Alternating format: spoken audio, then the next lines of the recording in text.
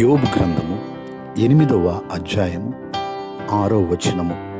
నీ దేవుడైన యెహోవా నీ అందు శ్రద్ధ నిలిపి నీ నీతికి తగినట్టుగా నీ నివాస స్థలమును వర్ధిల్ల చేయును. పిల్లరా, దేవుని వాగ్దాన వాక్యము. భక్తుడైన యోబు గురించి మనందరికీ తెలుసు కదా. అనేకమైన శ్రమలు అనుభవించినప్పటికీ తన నీతిని కోల్పోలేదు.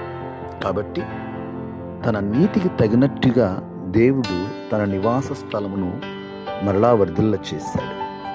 ఈ రోజున మనకి అనేకమైన పరీక్షలు, శ్రమలు, శోధనలు ఎదురవుతూ ఉంటాయి.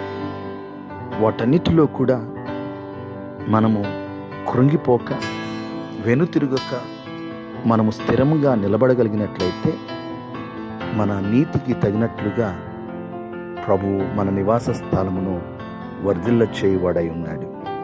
ప్రార్థన. సకల ఆశీర్వాదములకు కారణభూతుడా మా దేవా, మీకు వందనాలు, స్తోత్రాలు.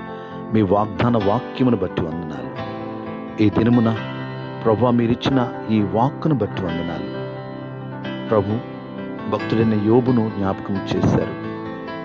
ప్రభు తన నీతికి తగినట్టుగా తన నివాస స్థలమును వర్ధిల్ల చేశారు.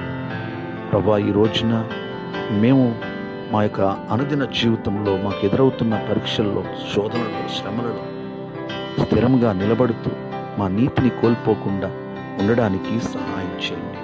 నీతి మార్గములో మమ్మల్ని నడిపించండి. మీరే మహిమ పొందండి. ఈ దినమంతా మీ సన్నిధి తోడుగా ఉంచండి.